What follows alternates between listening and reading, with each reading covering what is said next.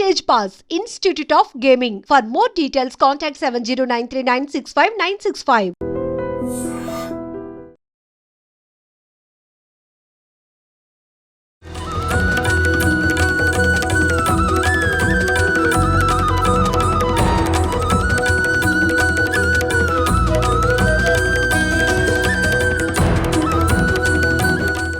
నమస్కారం, welcome to I dream. మన సంస్కృతి కార్యక్రమానికి స్వాగతం. నేను మీ విజిత.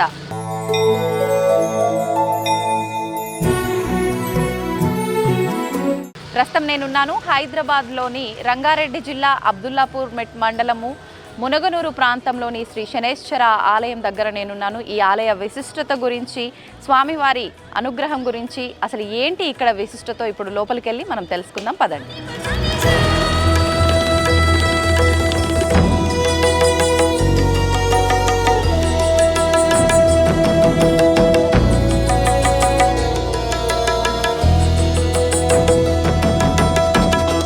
నేనైతే ఆలయం లోపలికి వచ్చేసాను. మొత్తానికైతే ఇక్కడ నవగ్రహాల ప్రదక్షిణ అయితే అయిపోయింది. అయితే మనం ఏ ఆలయంలోకి వెళ్ళినా కూడా ఆలయంలో కొన్ని అంటే నియమాలు అయితే ఉంటూ ఉంటాయి. ప్రత్యేకించి ఎక్కడ ఎవరిని దర్శించుకోవాలి, ఎటు నుంచి ఎటు వెళ్ళాలి దర్శనానికి అని చెప్పి మనం ప్రత్యేకించి ఈ శనేశ్వరుడి ఆలయంలోకి ఎంటర్ అయిన తర్వాత ముందుగా మనకు ఎడమ వైపున నవగ్రహాలు అయితే ఉంటాయి.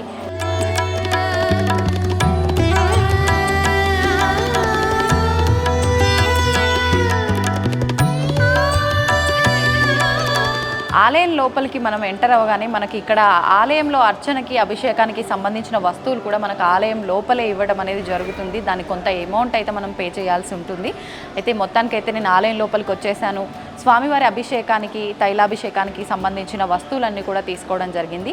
ఆ తర్వాత మనం నవగ్రహ ప్రదక్షిణ చేసుకొని 9 ప్రదక్షిణలు నవగ్రహాలకు చేసుకున్న అనంతరం తర్వాత శనేశ్వరుడి ఆలయంలోకి వెళ్ళి అభిషేకము, పూజా కార్యక్రమాలు అయిపోయిన తర్వాత కాళ్ళు కడుక్కొని మనకు ఇక్కడే ఇంకా కొన్ని ఉప ఆలయాలు కూడా ఉన్నాయి. ఆ ఆలయ దర్శనం చేసుకోవడం ఇక్కడ ఆనవాయితీగా వస్తుంది. పదండి నాతో పాటు మీరు కూడా శనేశ్వరుడి ఆలయంలోకి.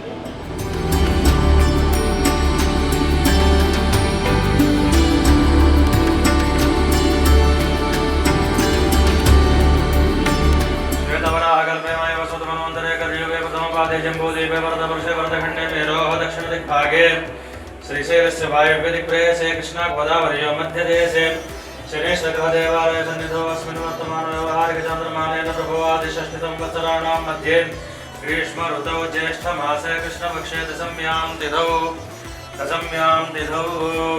यजमानस्य जन्मनक्षत्रवसादौ नाम नक्षत्रवसादौ जन्मांशवसादौ नामांशवसादौ जन्मराशिवसादौ नामराशिवसादौ अष्टकवर्गगोचारलग्नवसादौ शनेश्वरग्रहस्थानेषु समग्निरग्निभिस्करस्तन्नस्तपतु सूर्यः संवातो वाक्परवा स्वामिने नमः नीलाञ्जनसमाभासं रविपुत्रं यमाग्रजं छायामार्ताण्डसम्भूतं शनेश्वरस्वामिने नमः। ॐ सद्यो जातं प्रपद्यामि सद्यो जाताय वै नमो नमः। भवे भवेनाथ भवे भवस्वमां भवोद्भवाय नमः। कालाय नमः कलविकरणाय नमो बलविकरणाय नमो बलाय नमः।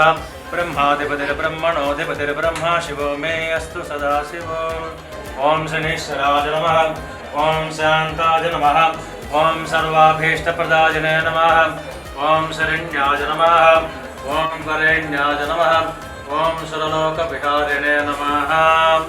ॐ अभिवस्त्राशोचनानिर्षाभेदेन सुदोगाः पूयमानावचन्द्राभर्तवेनो हिरण्याभ्यस्वानधनो देव सोम शनेश्वरस्वामिने नमः। वस्त्रं समर्पयामि। ॐ नमस्ते अस्तु भगवन् विश्वेश्वराय महादेवाय त्र्यम्बकाय त्रिपुरान्तकाय त्रिकाग्निकालाय कालाग्निरुद्राय नीलकण्ठाय मृत्युञ्जयाय सर्वेश्वराय सदाशिवाय शनेश्वरस्वामिने नमः। गुरोपहारनैवेद्यं समर्पयामि। ओम प्राणाय स्वाहा अपानाय स्वाहा व्यानाय स्वाहा मुदानाय स्वाहा समानाय स्वाहा।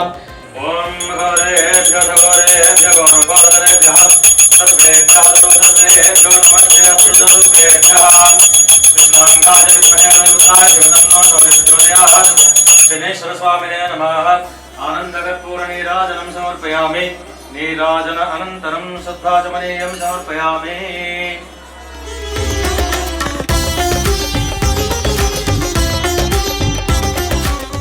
అయితే ప్రతి ఆలయానికి కూడా ఒక విశిష్టత ఉన్నట్టుగానే ఇక్కడ ఈ శనేశ్వరుడి ఆలయానికి కూడా ఒక విశిష్టత అయితే దాగి ఉందండి. ఆ విశిష్టత ఏంటి అని అంటే, ఈ ఆలయం కట్టడానికి కారణమైన వ్యక్తి ఎవరైతే ఉన్నారో ఆయన కల్లోనే స్వయంభుగా శనీశ్వర భగవానుడు కల్లో వచ్చి పలానా ప్రాంతంలో ఆలయ నిర్మాణం జరగాలి, అక్కడ భక్తుల ఇబ్బందులను తొలగించాలి అని చెప్పి చెప్పడం వలన ఇక్కడ ఆలయం నిర్మించడం జరిగింది అని చెప్పి చెప్తూ ఉంటారు.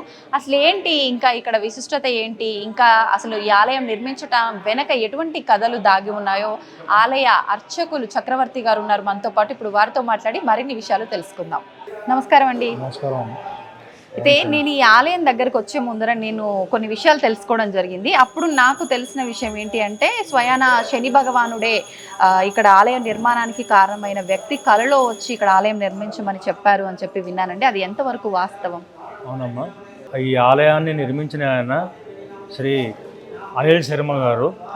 ఆయనకి శని ప్రభావం జరిగేటప్పుడు కొన్ని ఇబ్బందుల మూలంగా ఆయనకి ఆ స్వామి కలలో కనిపించి, మీ కష్టాలు, భక్తుల యొక్క కష్టాలు తీరటానికి శనీశ్వరుడి ఆలయాన్ని నిర్మించండి అని చెప్పి ఆయన చేశారు. ఏ సంవత్సరంలో జరిగిందండి? 2004, 2005 సంవత్సరంలో. అప్పుడు 2004లో ఆయనకి ఇదే అయింది. స్వప్నంలో కనిపించి చెప్పేవారు శనీశ్వర స్వామి. అయితే అప్పుడు ఊరికి దూరంగా ఉండాలి, అక్కడ ఇళ్ళు ఉండకూడదు అని ఒక ఉద్దేశంతో అప్పుడు ఇది ఊరికి బయట ప్రాంతంగా ఉండటంతో ఇక్కడ నిర్మించడం జరిగింది. 2005లో స్టార్ట్ చేసి 2006 వరకు చేశారు.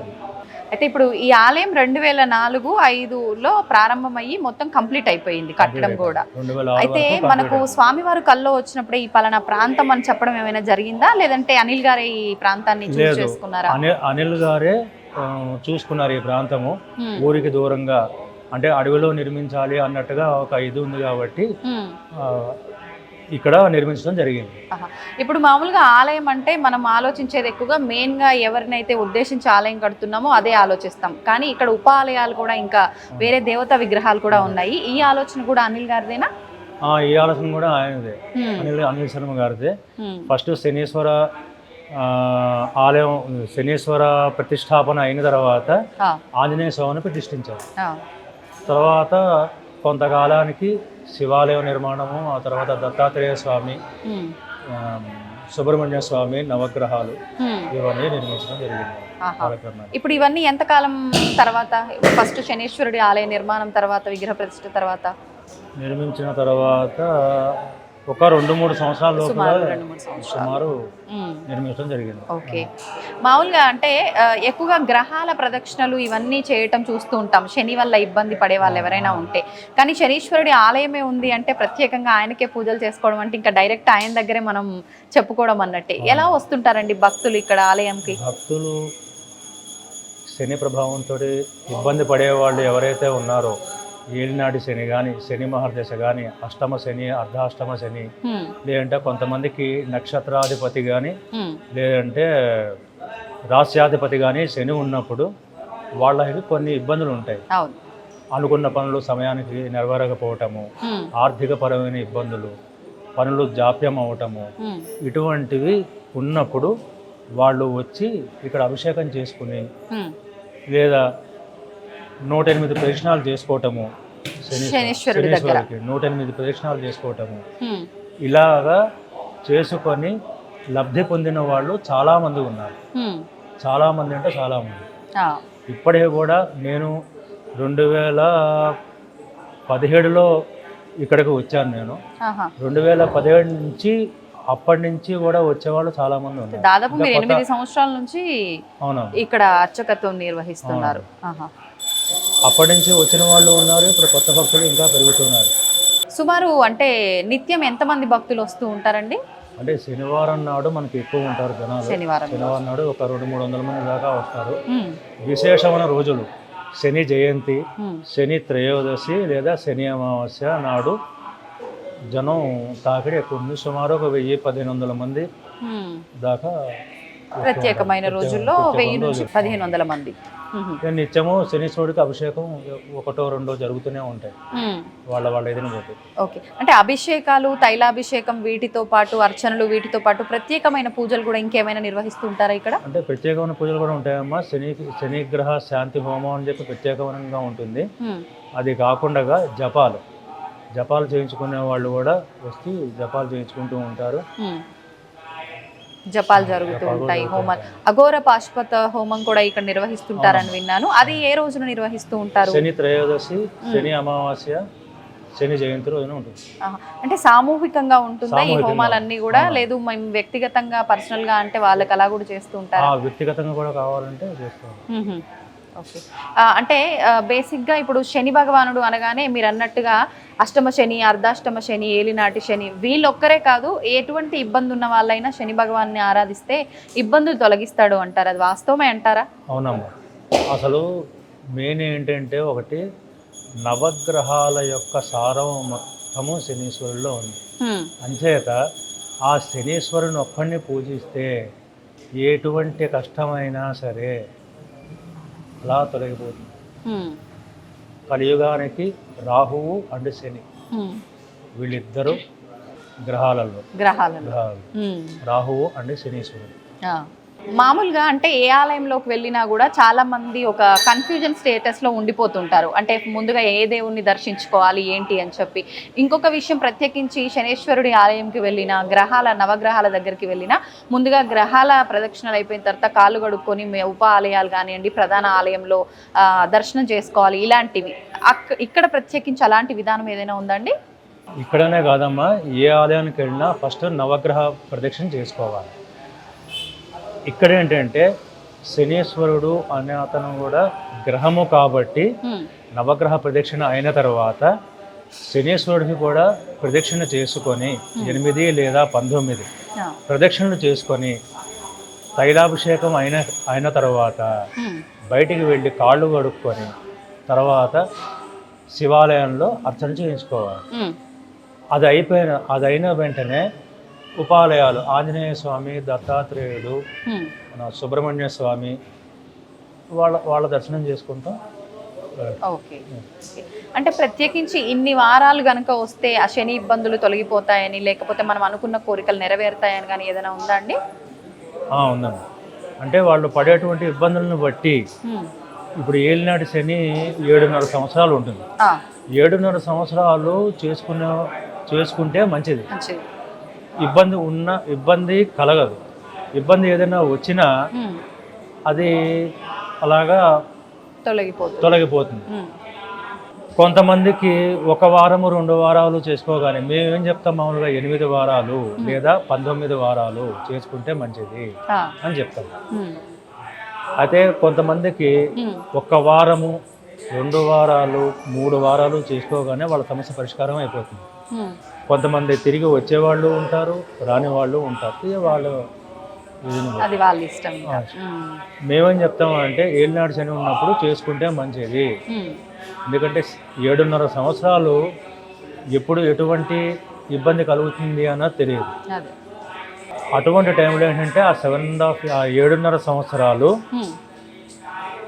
కంటిన్యూస్గా చేసుకోమని చెప్తాం మేము. ఇప్పుడు మనకి ఇక్కడ ప్రధానంగా శనేశ్వరుడి ఆలయమే ప్రధానం కాబట్టి ఓన్లీ అంటే మీరు ఇందాక అన్నట్టుగా శని అమావాస్య, శని త్రయోదశి ఇలాంటి విశేషమైన రోజుల్లోనే ఇక్కడ ఎక్కువగా ఉంటుందా? లేదు అంటే మనకు ఉపాలయాలుగా శివయ్య ఉన్నాడు, మిగతా దేవుళ్ళు కూడా ఉన్నారు, అవి వాళ్ళకి సంబంధించిన విశేషమైన రోజుల్లో కూడా కార్యక్రమాలు విశేషమైన రోజుల్లో కూడా కార్యక్రమాలు ఉంటాయి. ఇప్పుడు శివరాత్రి రోజున పొద్దున్న తెల్లవారుజామున 4 గంటల దగ్గర నుంచి రాత్రి 12-1 గంట వరకు అభిషేకాలు జరుగుతూనే ఉంటాయి. ఓకే, ఆరుద్ర నక్షత్రం అప్పుడు అభిషేకాలు జరుగుతూ ఉంటాయి. సోమవారాల్లో అభిషేకాలు జరుగుతూనే ఉంటాయి. పొద్దున ప్రదోషకాల అభిషేకము విశేషం ఇక్కడ.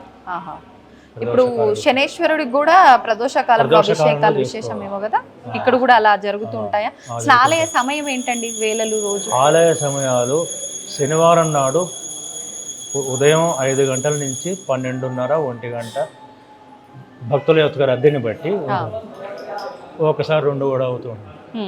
సాయంత్రం 5 దగ్గర నుంచి 8:30 వరకు ప్రతిరోజు కూడా శనివారం నాడు. మిగతా రోజుల్లో 6:30 7 ఆ టైం నుంచి 12:30 దాకా.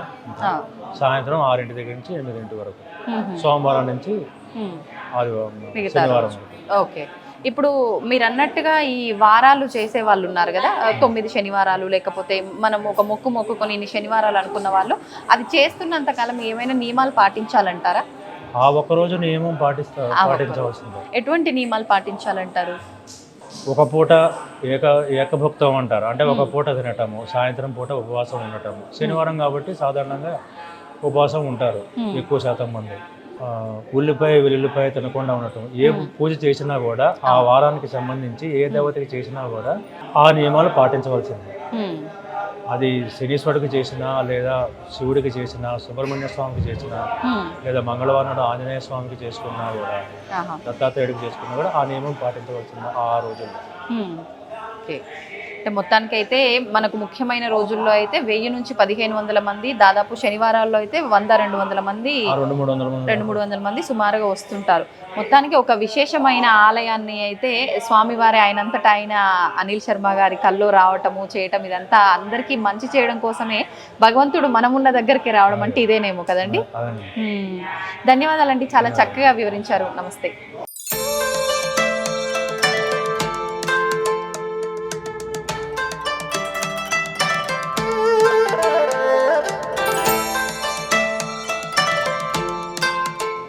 ఈయన ఆలయ నిర్మాత, ధర్మకర్త అనిల్ శర్మ గారు. వీరికే స్వామివారు కళలో కనిపించి 2004-2005 సంవత్సరంలో ఆలయం నిర్మించమని స్వామివారి అనుజ్ఞ. ఆ రకంగా ఇక్కడ మునమనూరులో మనకి శనీశ్వర ఆలయం నిర్మించబడటం అయింది. ఈయన అనిల్ శర్మ గారు. నమస్కారం అండి. నిజంగా చాలా మంచి ఆలోచన అండి మీది. స్వామివారు మీ కల్లో వచ్చి చెప్పడం అంటే అది మామూలు విషయం కాదు. ఆయన కల్లోకి రావటము, ఆయన చెప్పినట్టుగానే మీరు ఆలయం నిర్మించడం అనేది నిజంగా మా అందరి అదృష్టంగా భావిస్తున్నాం సార్. నమస్తే. ఓం శం శనీశ్వరాయ నమః.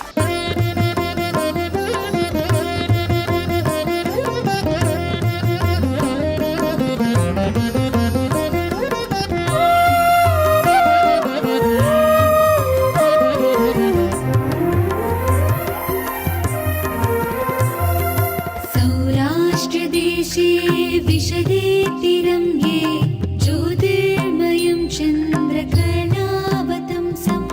भक्तिप्रदानाय कृपावतीर्णं तं सोमनाथं शरणं प्रपद्ये.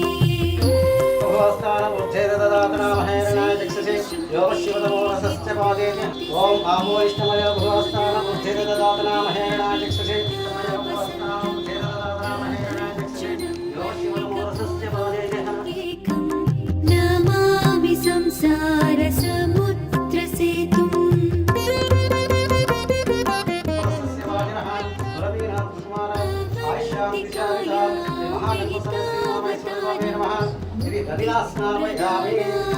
च सज्जनानाम् अकालमृत्यु.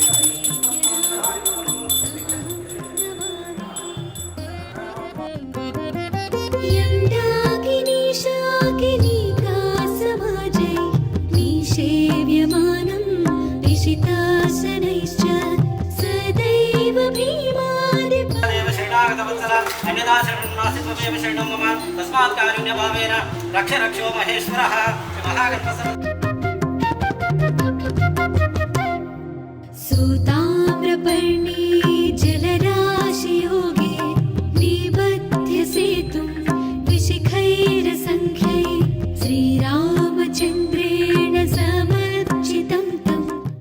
చూసారు కదండి, శనేశ్వరుడి దగ్గర తైలాభిషేకం కూడా అయిపోయింది, ఇంకా శివయ్య దగ్గర పంచామృత అభిషేకం కూడా చాలా చక్కగా జరిగింది. నిజంగా చాలా ఆనందంగా అనిపిస్తోంది.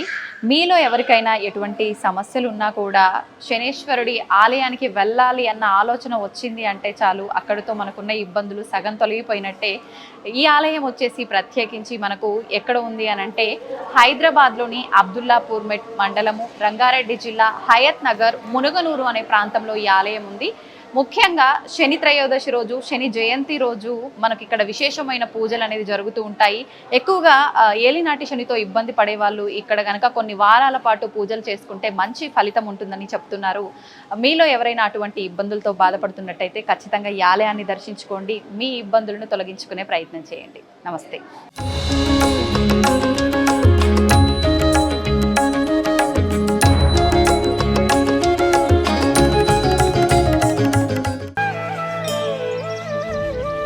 తవ్వండి, తవ్వుతూనే శివలింగం. పరమాత్మకు జీవా సరే దాన్ని అట్లా కప్పేసేయండి, చూపించదండి. Krishna is there. మూర్తి పూజ కాదు, సాక్షాత్ బ్రజేంద్ర నందన భగవాన్ ఉన్నారు మూర్తిలో. ఏమీ ఆశించకుండా ఆరాధించే వాళ్ళు కూడా ఉన్నారా ప్రభుజీ? నిజమైన భక్తి అంటే మనకు తెలియదు కాబట్టి